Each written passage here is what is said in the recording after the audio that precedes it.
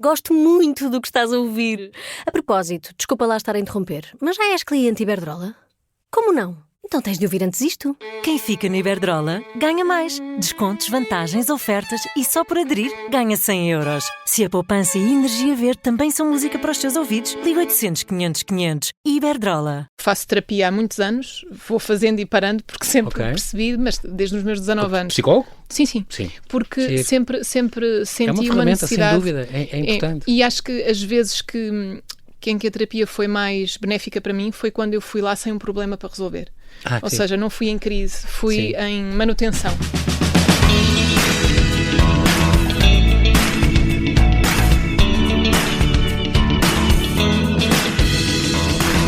Há crianças e jovens afrodescendentes e de outras origens em bairros sociais, onde continuamos a ter casas sem luz e casas sem água, crianças que vão com fome para a escola, crianças cujos grandes inimigos são os irmãos que disputam o pouco que existe no frigorífico.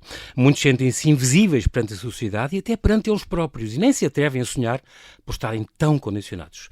Mas parece que um mundo novo está a nascer. Liliana Valpassos é cofundadora e vice-presidente da organização não-governamental Mundo Novo, criada há um ano com o músico Dino de Santiago para capacitar comunidades subrepresentadas em Portugal. Com parcerias, programas de capacitação e, sobretudo, com muito amor e dedicação. A Mundo Novo é uma casa onde os sonhos não morrem. Vamos saber mais pela mão da Liliana, que foi jornalista, gestora, editora, caçadora de talentos e coordenou vários projetos filantrópicos e de intervenção social nas áreas da educação e da saúde mental. Olá, Liliana, e bem-ajas por ter aceitado este meu convite. Bem-vinda à Rádio Observador. Olá, João Paulo. Obrigada. Vejo-te logo com um sorriso tão grande. De orelha a orelha, eu sei que isso quer dizer que és bem acolhida e tens tem muito sentido estares aqui e falar disto. Tu nasceste aqui em Lisboa? Não, nasci no Porto. No Porto. Tu viveste lá... Nasci e vivi lá durante 16 anos. Portanto, E Minho e Trás-os-Montes, porquê? Sim, o meu pai é minhoto, a minha mãe é transmontana, portanto eu sou muito, muito nortenha. Apesar de já estar há 30 anos em Lisboa, há ali um lado do norte que vem sempre ao de cima e do qual eu me orgulho muito. Muito bem, tu, entre a tua formação académica nunca mais acabávamos e ficávamos só a falar disso, desde a tua comunicação empresarial, a gestão empresarial, o teu mestrado em gestão aplicada, aqui já fizeste um major em finanças, uma tese sobre filantropia estratégica, aliás este mestrado onde foste a melhor aluna, filantropia estratégica, isto é muito importante, tu, no fundo, ajudar os outros, mas com governança, sabendo o que está a fazer, sendo accountable, É muito importante isto, porque não é só dar dinheiro, o donativo está dado, ou ter uma boa ideia. Não, há que ter os pés na terra, não é? Sem dúvida. Muitos projetos devem falhar por isso. Sim, e porque acho que é também muito importante nós termos esta consciência que dizias de há que fazer o bem feito. Ou seja, o dinheiro tem que ser bem aplicado e muitas vezes, isto acho que já está a mudar, mas as fundações, nomeadamente em Portugal, às vezes viviam muito numa lógica de serem uma espécie de dinheiros e que faziam caridade, não é? Davam, havia uma lógica, nós damos dinheiro e numa lógica de às vezes de um merecimento, sem grande critério, mas lá está, toda a gente merece, todas as causas são merecedoras desse tipo de apoio. É importante perceber-se que se nós queremos efetivamente criar impacto e transformação social, tem que haver consistência, tem que haver monitorização dos resultados e tem que haver a consciência de que os ciclos desse impacto são longos, não andam à velocidade dos relatórios e contas. Nem das eleições. Nem das eleições. Fazer agora, para daqui a um ano ou dois, as pessoas já gostam muito de nós. Claro. Não é assim que funciona. E portanto, quando nós falamos em filantropia, temos que ter paciência, temos que ter consistência e temos que, com o tempo, ir observando, comunicando com os próprios beneficiários desse apoio e aprendendo com eles e com o que estamos a fazer e corrigindo. E corrigindo, é isso, e ver onde é que se pode melhorar e tornar mais eficaz, se calhar ajuda. Exatamente, isso é um trabalho contínuo, portanto essa estratégia na filantropia é uma coisa que em Portugal está a ser, hoje em dia já aplicada por ótimas e grandes fundações, mas é relativamente recente se tivermos em conta a história das fundações, porque eram sempre estruturas bem intencionadas, naturalmente, mas em que a gestão e a ideia de retorno parecia quase um palavrão, mas nós precisamos ter retorno, não é retorno financeiro, mas temos de ter o retorno que é o impacto que criamos. Pelo menos o impacto social e ver os miúdos a vingar e a terem lugares de importantes em empresas e assim, é muito importante isso, porque muita gente tem esta questão de ajudar e dar daquele dinheiro, ou o que seja, E eu vejo muita gente que até na simples moda não dou, porque eu sei que vai ser mal usado. E muita gente, nesta questão das ONGs que pedem muitas vezes ajuda, é a mesma coisa. Não dou, porque eles vão malgastar, o dinheiro fica nas fronteiras, são os polícias que ficam com tudo e os guardas. Portanto, há muito este receio de ajudar as causas quando não sabemos os resultados e que aquilo está a ser gerido. Isso acontece muito. Sim, com as associações, eu acho que quando fica mais claro e como estão mais no terreno, às vezes é mais fácil para as pessoas perceberem o que está a ser feito com o dinheiro. Muitas vezes as fundações, e há um estudo feito pelo Centro Português de Fundações de há uns anos, que é curioso porque as fundações acabam por gerar nas pessoas uma percepção dúbia, que é tanto acham que são muito necessárias, como as acham pouco transparentes ou que foram feitas de alguma maneira para honrar o nome de alguém, mas não necessariamente para ajudar efetivamente. Portanto, a percepção em relação às fundações é um bocadinho ambígua. Tem que se fazer um trabalho também aí, de marketing. Também, não é? E de transparência acima de tudo e de mostrar essa aprendizagem contínua e esses resultados que vão sendo obtidos. No caso das associações, infelizmente já houve alguns casos em que os dinheiros foram mesmo mal gastos e isso dá mau nome ao setor. Destino, que nem sempre acontece. Exatamente, mas eu acho que grande parte das associações, das ONGs em Portugal, trabalham com muito poucos recursos, com grande esforço e com um nível de dedicação acima da média, e muitas vezes em situações precárias. E nem sempre, quer dizer, quase nunca se consegue criar uma estabilidade e manter uma estratégia no tempo quando as pessoas que trabalham numa organização vivem em situação precária. E, portanto, é muito importante que quer a sociedade civil, quer as empresas, quer as entidades públicas que apoiam as associações, que fazem um trabalho complementar àquilo que o Estado faz também, percebam que é importante manter essa dignidade e essa sustentabilidade. Eu ia te perguntar isso, precisamente. Existem algumas instituições ou instituição que geram, que pode, como é que eu ia dizer, aproveitar essas sinergias entre várias associações e várias ONGs. Estou a pensar em ramos como os Médicos Sem Fronteiras, ou de medicina, de ajuda, apoio humanitário. Outras que pode ser de sustentabilidade, este género, para o ambiente, para o ambiental. Existem algumas, para não fazerem o mesmo umas às outras, ou poderem se complementar, alguma coisa supra essas associações ou fundações que pudesse coordenar um bocadinho esse esforço, ou não? Eu creio que não, que eu conheça não. Que pudesse ligar, percebes? Acho que se calhar há esforços mal gastos. Por exemplo, ao Centro Português de Fundações, a nível das fundações, que vai fazendo um esforço nessa coordenação. Mesmo assim, eu acho que não comunicam entre elas tanto quanto poderiam comunicar. Sim, porque há coisas que se calhar no caso das associações. A partir pedra, quando poderiam ajudar. Quando foi a Ucrânia, eu lembro que houve uma que juntou os esforços todos, uns queriam ir dar comida, outros só buscar refugiados, e houve alguém que se juntou fez uma, em que as pessoas se inscrevam-se aqui, digam o que é que fazem, o que é que querem. Acho importante, mas pelo menos nós temos tentado fazer isso. A nossa equipa na Mundo Novo tem tentado e tem conseguido ir reunindo e estabelecendo contactos e parcerias com outras associações, porque nas oportunidades que nós criamos para os miúdos, nada é suficiente, ou seja, nunca é demais. Sim. E, portanto, se nós temos uma determinada abordagem, um determinado método, há outra associação que tem outro, e muitas vezes os miúdos poderem circular entre nós é uma mais-valia para eles, não é? Sim. Isso para nós é um valor enorme. É melhor haver a escolha do que não haver sequer, não é? Claro, e haver esta partilha de experiências, e às vezes há fases diferentes da vida de um jovem em que faz mais sentido estar num lado e depois no outro, e portanto quanto mais portas se abrirem, melhor. Claro. Sei que tens estes temas de educação, saúde mental, representatividade, são temas queridos, as tuas cruzadas, temas queridos para ti. Entre o teu percurso profissional, começaste pelo jornalismo, passaste pela SIC, pelo Diário de Notícias, pelo Sol, pela Notícias Magazine, grande reportagem. Na TSF é que tiveste com grandes reportagens, aí foi tu tens saudades da rádio nesse tempo. Tenho muitas saudades da rádio. Por isso quiseste pôr logo os escutadores a dizer, não, estou a voltar a casa um bocadinho. Gosto deste conforto, gosto da ideia do estúdio. Qual é a magia da rádio, Liliana? A magia da rádio. Olha, uma vez o Fernando Alves, com quem eu tive a sorte de trabalhar, disse-me uma frase que eu não percebi logo e percebi no tempo, que a rádio está muito mais próxima do cinema do que a televisão. Que giro. E eu não percebi logo, não sei se hoje em dia percebo, mas aquilo que eu entendi é que de facto há uma magia de nós usarmos a voz e as referências que vamos recolhendo para criar uma imagem na cabeça de alguém que nos está a ouvir. E esse exercício é um exercício criativo, mas que na perspectiva jornalística tem que ser fiel à realidade. Mas não deixa de espelhar as nossas referências, a nossa idade. Seguramente se eu fosse fazer uma reportagem hoje, a mesma que fiz há 20 anos... a Buenos Aires às eleições, seria por exemplo. Seria diferente. Porque é que aí ficaste foste numas eleições presidenciais, num país mergulhado numa crise tremenda, onde ficaste com aquela sensação que a nossa vida é muito instável. Porquê? Porque sofreram alguma coisa muito grave. A vida pode mudar de um dia para o outro, de repente. Sim, eu acho que Aliás, o jornalismo para mim sempre foi... A magia do jornalismo para mim era como é que eu, de repente, por ter uma carteira de jornalista, consigo ter tempo das pessoas. E tempo não só de pessoas que eu admirava muitíssimo e que tive a sorte de conhecer, mas também de pessoas que eu não sabia quem eram, os ditos anónimos, não é? Com quem aprendi muito. E, de facto, naquela altura, para mim, ter percebido um país que vivia com um nível económico ótimo, ancorado ali na paridade entre o peso e o dólar, que acaba e que de repente faz com que as pessoas só pudessem levantar 20 euros por semana, por exemplo, mesmo tendo uma fortuna no banco, porque não podiam fazer levantamentos, nem os depósitos a prazo, nem nada.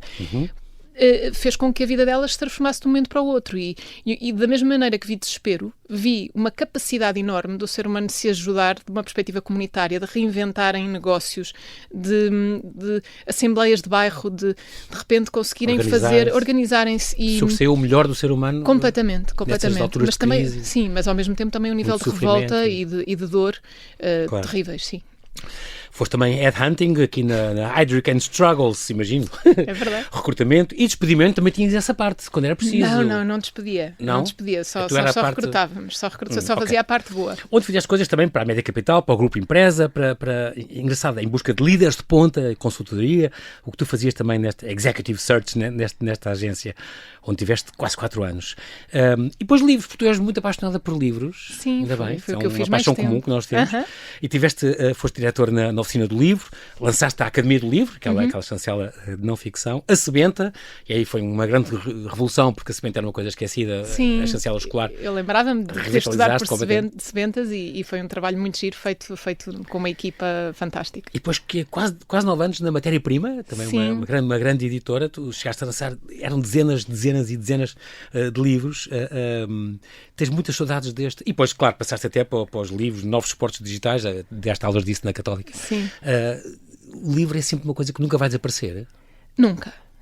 Nem com o advento. Isso, hoje em dia já ultrapassámos isso, sim. Mas havia altura, vem aí o e-book e o e-reader, vai desaparecer. Eu acho que gosto de trabalhar em coisas que toda a gente diz que vão acabar. A rádio também dizia na altura. Exato, eu lembro de estar ali na bolha das .com no início do milénio e toda a gente dizia a rádio vai acabar porque a internet acabou com isto. Exatamente, as redes sociais. E a verdade é que não, porque tudo se ajusta e há espaço para tudo. Claro e há um lado de proximidade na rádio que não se vai perder, da mesma maneira que há um lado de verdade e de tangibilidade no livro que não se vai perder. Há uma relação com o objeto e com a ideia da história que não se perde.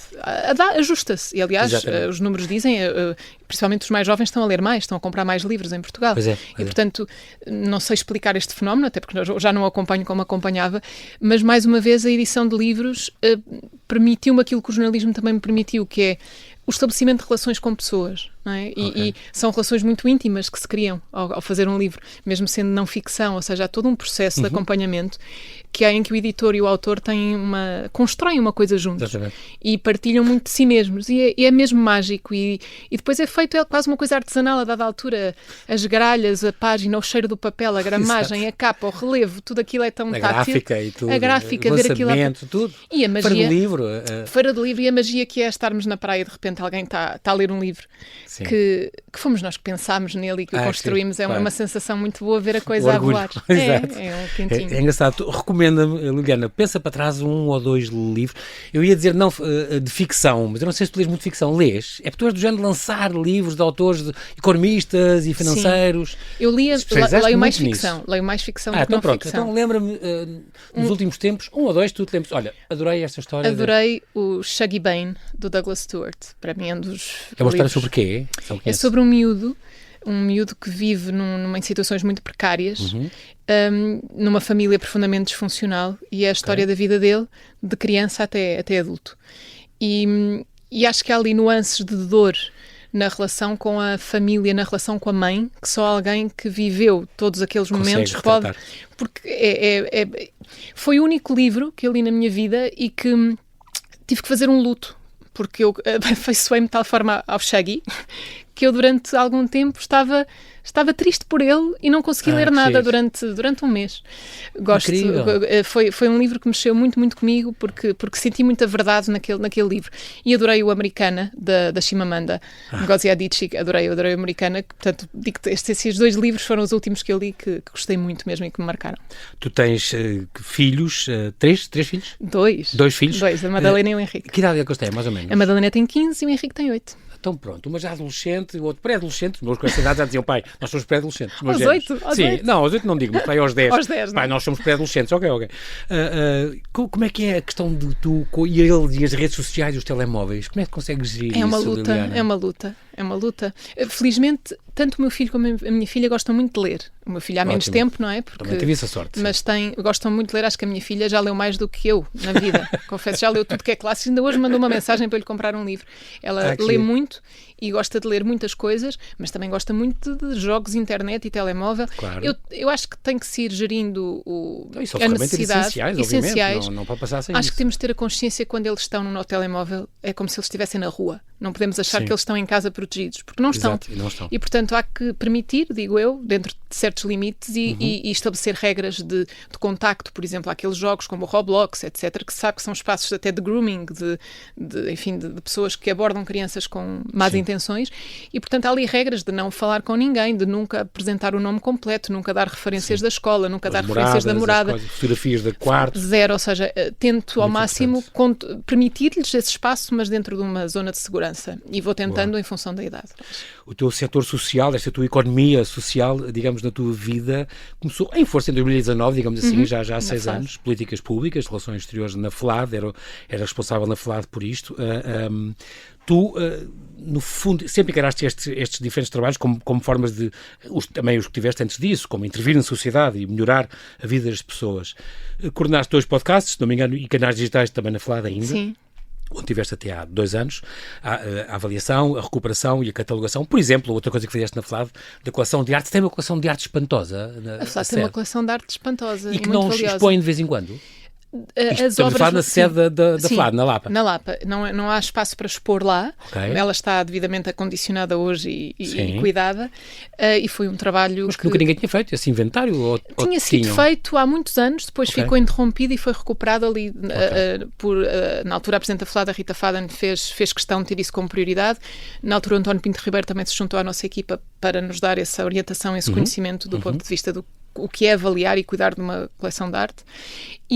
São coisas realmente boas, muito boas, que um dia podiam-se expor ou de vez em quando fazer temporárias. Sim, dá desde Paula Rego, Cabrita Reis, há de tudo, e muito focada no desenho, por isso é que a FLAD também tem um prémio de desenho. Pois tem. E as obras vão circulando, porque são pedidas em empréstimos, etc. Okay. E foi uma experiência muito bonita, porque eu não tinha experiência nenhuma, né, do ponto de vista da arte, muito menos contemporânea, e há uma aprendizagem e há de facto aprender a cuidar daquelas obras e a preservá-las é uma coisa muito humana até. De repente há todo ali um património que nós temos que temos a honra de o carregar e temos a obrigação de o cuidar. Organizaste muita coisa entre conferências, exposições, ciclos de cinema cá e em Nova Iorque, por exemplo, também, com oradores e com criadores nacionais e estrangeiros. Há um plano na FLAD, por exemplo, que também estiveste envolvida com a saúde mental no ensino superior.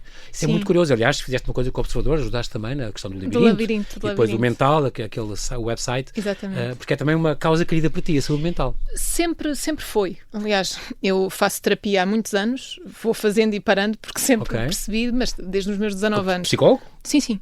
Porque sempre senti uma ferramenta, necessidade. sem dúvida, é importante. E acho que as vezes em que a terapia foi mais benéfica para mim foi quando eu fui lá sem um problema para resolver.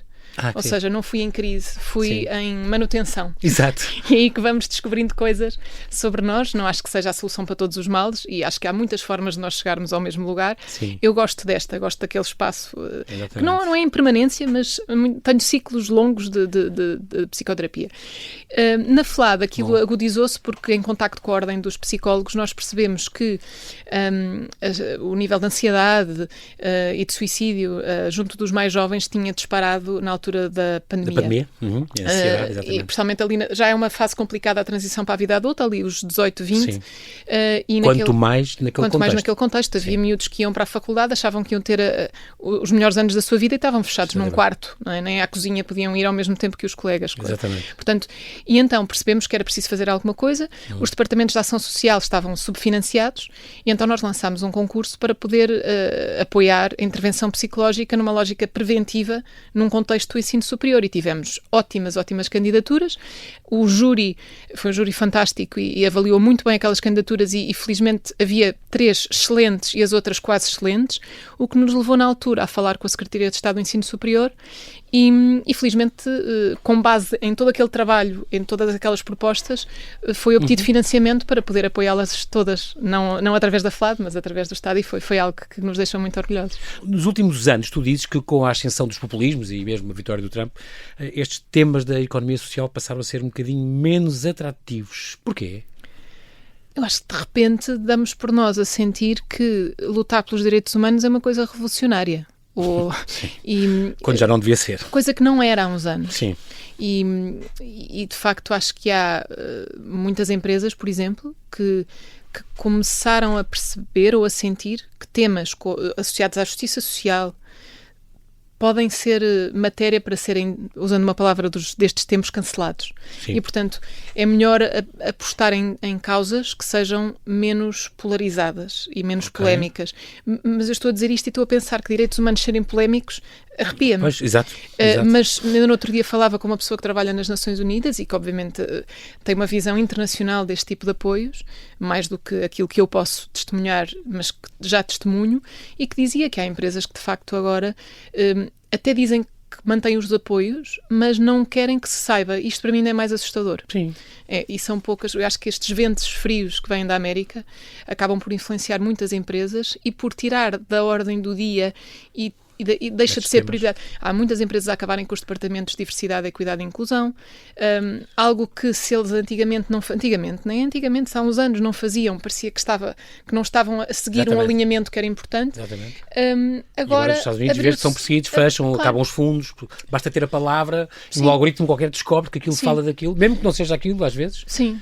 E manda acabar. E sentimos isso também na Mundo Novo. Nestes últimos 2 anos, a vitória do Trump faz com que algumas portas não se abram tanto, mas ao mesmo tempo também é bom ver que há outras que se escancaram. E temos tido sinais muito importantes. A Microsoft, o BNP Paribas, que são dois parceiros nossos e que continuam ativamente e orgulhosamente a lutar pelos direitos mesmo contra humanos. Tudo e contra o... Sim, porque quando estamos a falar de justiça social, de representatividade, nada disto é polémico, isto é simplesmente contribuir para a normalização e a igualdade. Não se trata de substituir ninguém, não se trata de deixar ninguém para trás, trata-se de trazer todos para a frente. Exatamente. Portanto, Todos. Isto não devia ser complicado. ONG Mundo Novo, portanto, tu, Liliana, és vice-presidente, digamos assim, cofundador, o Dino Santiago é o presidente. Senhor Presidente. O Mundo Novo, no fundo, é em crioulo este Mundo Novo, não é? Sim. Um mundo que se quer mais livre de preconceitos, e onde a origem de cada um não limita as suas escolhas, as suas ambições.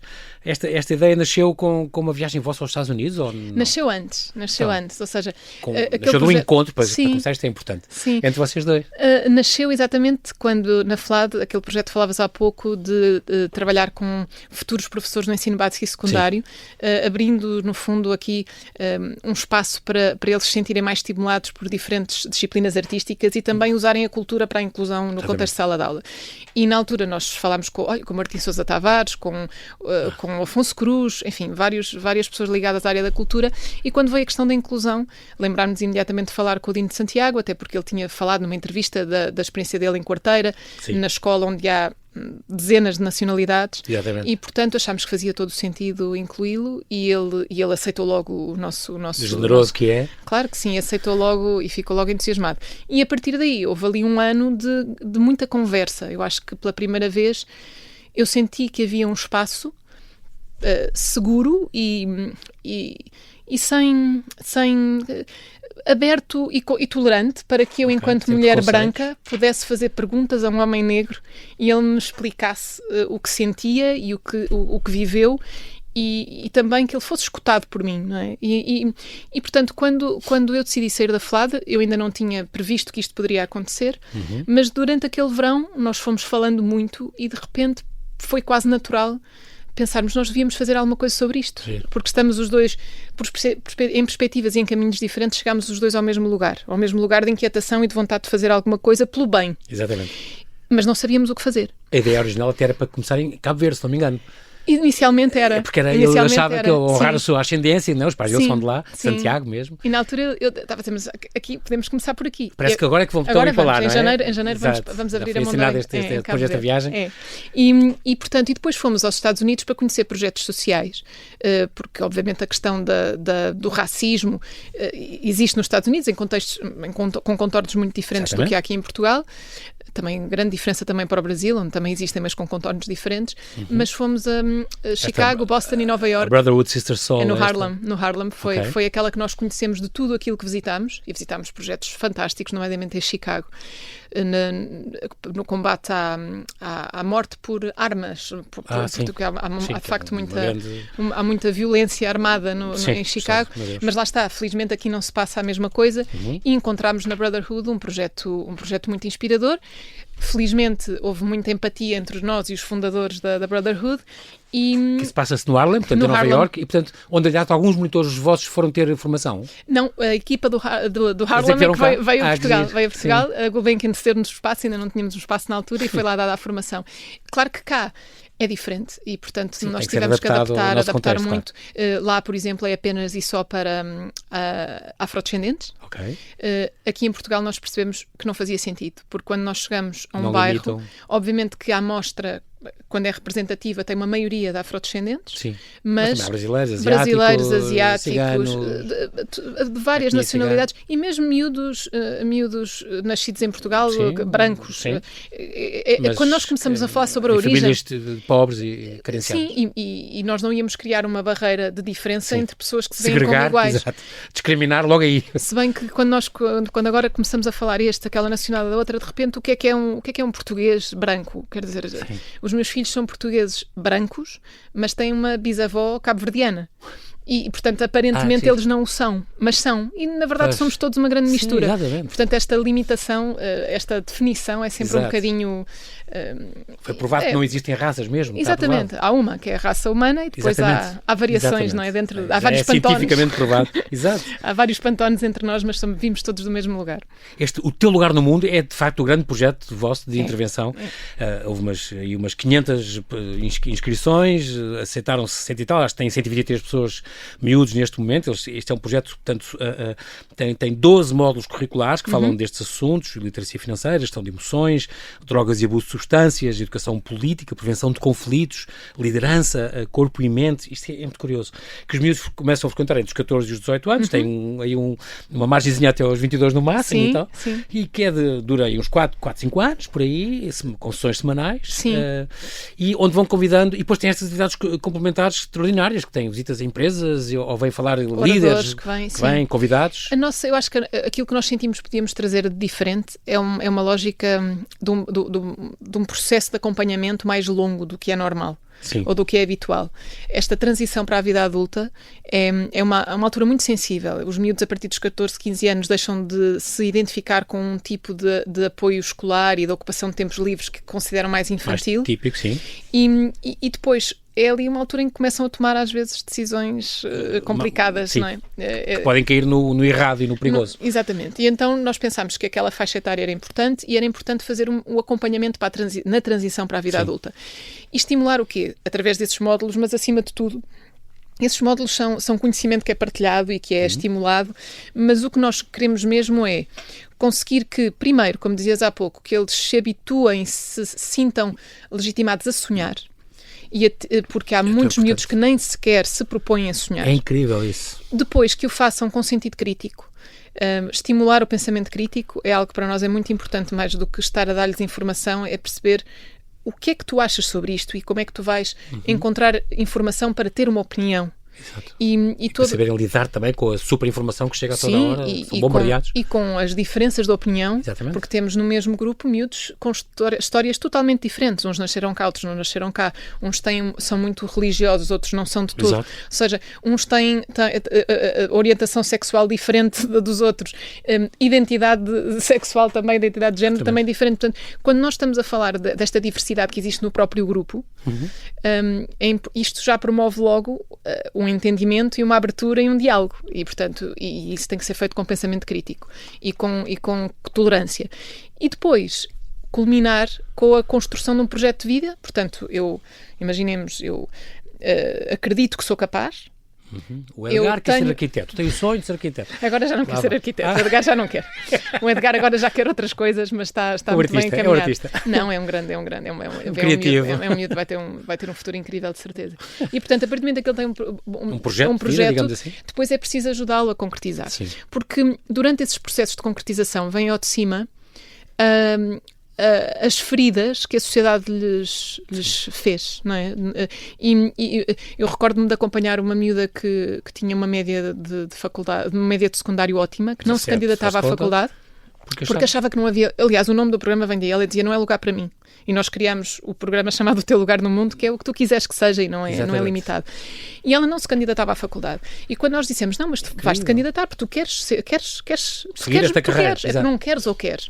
E porque nós não temos esta opção, toda a gente tem que ir para o ensino superior. Há um miúdo, por exemplo, lá que quer muito ser barbeiro porque sente que o barbeiro na dinâmica do bairro é uma figura essencial, quase terapêutica e de conciliação, mas nós vamos ajudá-lo a perceber que barbeiro ele quer ser, se quer ter barbearias, se quer fazer uma cadeia de barbearias, ou seja, há todo aquilo... Mais vale um bom barbeiro que um mau médico. Claro, esticar ali os horizontes dele e pelo menos dar-lhe as opções e ele escolherá o que quer. Mas voltando a esta jovem, ela, durante o processo em que ela decide, ok, então eu vou-me candidatar, durante esse processo ela tem que ir à secretaria e de repente dizem-lhe: não, mas não podes candidatar, ou então não tens este papel, e cada resistência é tomada por esta miúda como uma confirmação de que ela não pode. Exato. Não pertence ali. E aí é que faz a diferença, porque quem não está por dentro destes processos e das dores que eles carregam vai achar que esta pessoa não tem aquela garra, não está determinada, não tem a ver com isso. Ela tem a garra toda. A questão é que o mundo provou-lhe durante demasiados anos que ela não tinha direito. E, portanto, a primeira revés é uma prova de que não tem. E nós temos que estar ao lado para ajudar a fazer essa transição. Daí vocês terem estes programas também para desconstruir os professores, os educadores, não é? Esse ainda não implementámos, mas temos lá em desenho. Há um trabalho também com esses organizadores e esses promotores de educação. Os professores para mim foram heróis, para o Dino também. Acho que o olhar de um professor quando vocês foram alunos em miúdos, sim, o olhar do professor pode mudar uma vida. Completamente. Há coisas que eu acho que faço bem porque alguém me disse que eu fazia bem. Houve um professor que disse: tu escreves bem. É um papel tão importante dos professores. É iluminador, não é? E pode mesmo transformar uma vida. É de uma responsabilidade enorme. Acho que eles estão, de facto, super pressionados por vários motivos, mas ao mesmo tempo também não me posso esconder que aquilo que nos chega, muitas vezes, através destes nossos miúdos, é que é uma questão de expectativa. E os professores, muitas vezes, olham para determinado miúdo, porque ele vem ou miúda, porque tem uma determinada aparência física, porque vem de um determinado contexto e já não esperam que ele seja mais do que... já esperam que ele tenha uma negativa. E isso é terrível, isso é errado. Porque a expectativa que nós temos uns sobre os outros vem, podemos lhe chamar um racismo mais consciente ou menos consciente, mas vem de uma determinada visão da realidade que está entranhada e que depois se reflete naquilo que nós esperamos de determinadas pessoas. E é tão importante isso, Liliana, influencia tanto o pensamento que temos sobre os outros e a primeira imagem e o primeiro olhar e esses preconceitos que a gente tem sempre. João Paulo, temos que lutar contra isso. Sim, eu digo a onda positiva, a onda de acolhimento. Ao longo deste meu processo, porque isto também é um processo meu de desconstrução de mim própria ao fazer isto. Eu, como mulher branca, nascida nos anos 70 e no Porto, eu nunca tive um professor que não fosse branco, nunca tive um médico que não fosse branco e isso eu acho que é uma perda para mim, porque eu perdi lentes da realidade, não é? Acabei por ter uma visão mais limitada daquilo que é o mundo.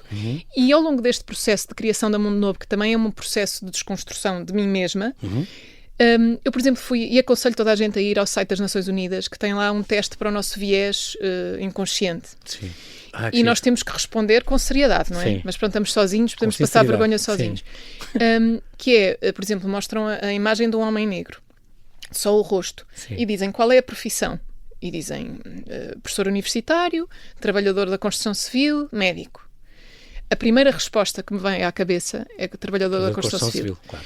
Eu não posso dizer que não é aquilo que veio. Porquê? Porque foi assim que eu observei a vida. Por isso é que Exatamente. a representatividade é muito importante. Muito importante. Mas também é importante que nós, que por algum motivo não tivemos essa visão mais plural da realidade, façamos um esforço ativo para a desconstruir, porque a partir do momento em que não o fazemos, ou decidimos não fazer, passamos a perpetuar isso. E a ser cúmplices. Temos cúmplices, temos a obrigação. Há 2 anos, este estudo da Agência Europeia para os Direitos Fundamentais, em Portugal, dizia que 50% de pessoas de etnia africana tinham trabalhos não qualificados que exigiam essencialmente esforço físico. Claro. Isso é o dobro da média europeia. É o dobro da média europeia e, portanto, tendo em conta que ainda por cima nós temos um histórico da relação com a África e uma imigração, há qualquer coisa aqui que tem mesmo que mudar. A questão é que estes sistemas, estes equilíbrios mantêm-se porque de alguma forma beneficiam alguém. Nada se mantém se não houver benefício para alguém. Exatamente.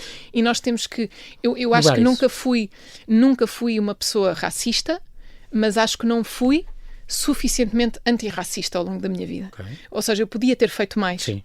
Só que muitas vezes nós não temos essa consciência, não estamos despertos, mas cada vez mais temos que ter. Daí esta iniciativa vossa que vai nascer das oficinas de desconstrução para professores e empregadores, porque tu dizes com muita razão, o peso dos estereótipos de facto negativos é ainda muito grande. Há reais vantagens na diversidade das organizações e, como tu dizes, 2 cabeças pensam melhor do que uma, se só faz sentido se forem 2 cabeças que pensam de maneira diferente, que vêm de origens diferentes, viveram mundos diferentes, no fundo. Isso enriquece.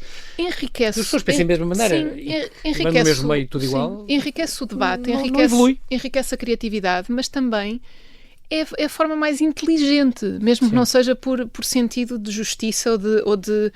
É a forma mais inteligente, porquê? Porque se nós queremos, se uma empresa, por exemplo, atua em sociedade, atua em determinados mercados, ela tem que conhecer o mercado como um todo. Claro. E é a mesma coisa do que não haver mulheres numa empresa ou na tomada de decisão. Não haver pessoas que têm deficiência ou não haver pessoas de diferentes idades. Quando estamos a falar de diversidade, não é só a questão do tom de pele. Sim, não é? Estamos a falar da diversidade num todo. E obviamente que nós precisamos de olhar mais à nossa volta. Eu já fui a N conferências que falam sobre diversidade, equidade e inclusão, e muitas vezes na plateia não há diversidade nenhuma. E de repente são pessoas a falarem umas para as outras, acharem que estão a fazer coisas muito, muito acertadas, mas na prática não estão dispostas a fazer. Não se concretiza na verdade. E há 2 coisas, João Paulo, que é, não só o sistema ainda não está aberto o suficiente, mas também, por isso é que nós fizemos o Teu Lugar no Mundo, também é preciso que as pessoas acreditem que têm direito. Sim. Nem todas acreditam. Pois. Aquela questão que tu falaste das famílias, muitas que moram aqui em bairros municipais em Lisboa, carenciados, vocês já estão cingidos ainda só a Lisboa, um sonho é abrir em outros municípios, e como vão abrir agora em janeiro em Cabo Verde, pessoas que moravam aqui em bairros de Lisboa e que nunca tinham ido ao Torre do Paço ou ao Rossio, porque acham que não é o nosso lugar. Nós percebemos mais ou menos 6 em cada 10 dos nossos jovens não tinham feito esse trânsito, e lembro-me de ir pela primeira vez com eles ao Torre do Paço. Sim. Ou estarmos ali no Largo do Carmo e a falar sobre o 25 de Abril. E é muito importante que haja esse sentido de viajar pela cidade, viajar pela vida com propriedade. Dá-te o maior do gozo quando tens estes concursos de escrita, por exemplo, onde o Edgar Domingos foi o grande vencedor, acabou por não ir a Osaka, ele foi o porque Vieira. Não tinha documentação. Porque não tinha ainda, exatamente, é um problema recente que está a acontecer. Eu lembro que tive aqui a Joana Gomes Cardoso, também convidada, querida Joana, comissária, e que disse, e parabéns a ela, porque todo isto já temos 2 milhões de visitantes, ela esperava 1.400.000, é incrível, onde disse que quando o Dino de Santiago foi lá cantar no dia 5 de maio, dia da língua, foi um espanto para os japoneses, adoraram, porque acharam, como é que ele vai representar Portugal, aquele de cor negra, de Cabo Verde, das origens cabo-verdianas. É muito engraçado e fez um grande impacto e de facto a Osaka foi este miúdo que ganhou, miúdos como tu dizes, que muitos não tinham sido sequer dos seus bairros e de repente está em Osaka a ler um poema. Sim, mas por mérito próprio, por um júri qualificado que o avaliou, e um miúdo que ainda no outro dia falei com a mãe que dizia que ele não era bom a português. Ele não era bom a português, apesar de ser genial a português, porque não acreditaram que ele podia ser genial a português. E de repente ele até dá um outro erro, mas já não quer dar erros e agora interessa-se muito mais pela gramática, porque põe a gramática ao serviço da sua obra-prima. Claro. E, portanto, há aqui alguma coisa que falha. Exato. Ele, o Edgar, o Melvin também, a Diana, a Raquel, o Leandro, ou seja, temos um grupo de miúdos que acompanhou esse workshop de escrita criativa, que foi não só do ponto de vista do produto final muito interessante, mas também do ponto de vista terapêutico. Nós conhecemos-nos e unimos-nos muito, porque houve todo um conjunto de fantasmas e sonhos e medos que vieram ao de cima através da escrita. Nesta casa, de fato, os sonhos não acabam. Nós estamos mesmo a acabar, Liliana, esta questão para assinalar o aniversário. Vocês fizeram um ano, ou estão a celebrar um ano ainda. A 19 de outubro, domingo, vai haver este Mundo Novo Experience. Não, mudou de data. 12 de novembro. 12 de novembro vai haver este Mundo Novo Experience, então? É um concerto que nós vamos fazer, já fizemos ano passado, vamos fazer este ano. Agora vai ser no Capitólio, dia 12 de novembro, às 8h30. A entrada é gratuita. E vamos ter a Ana Moura como cabeça de cartaz, o Blue Eye, e o Palex também, e os nossos miúdos também vão atuar. A nossa ideia deste concerto não é fazer um concerto, nós não somos organizadores de festivais, Sim. É criar um espaço onde artistas com uma determinada história, artistas e jovens artistas tenham espaço também para se darem a conhecer. E acreditamos que isso vai ser uma... E há conversas também, o ano passado falaram de inteligência artificial. Ainda estamos a organizar, esses pormenores ainda estão por Como definir. é que qualquer pessoa pode ajudar, além de donativos, comprar as t-shirts? Sim, nós Vocês precisam dos explicadores, por exemplo? Era importante? Inglês, matemática, português? Sim, isso temos sempre necessidade, porque lá está, cada miúdo é um miúdo e nós precisamos de os ajudar à medida das suas necessidades, como fazemos com os nossos filhos, não é? Não damos óculos a todos, nem damos explicações de matemática a todos, é só se eles precisarem, não é? Exatamente. Sem dúvida, há um lado do voluntariado que é sempre importante, mas naturalmente nós precisamos de existir enquanto organização e os donativos são muito importantes. Podem ser feitos através do nosso site, em mundonovo.org, ou na nossa página do Instagram. Dubai. Nós vamos. Vamos sim. Muito bem. Liliana Valpassos, quero agradecer muito a tua disponibilidade e, sobretudo, Obrigada. a tua entrega, a tua generosidade, a tua carreira toda que fizeste em vários ramos do saber e do amor e da dedicação em prol de uma sociedade melhor. Tudo de bom para o Mundo Novo. Já sabe aqui, Mundo, já sabe, com 2 U's, nobu.org, é o site onde pode consultar e saber muito mais. 12 de novembro, já sabe, no Capitólio, a não perder. Bem-ajas por ter vindo. Obrigada, João Paulo. Obrigada.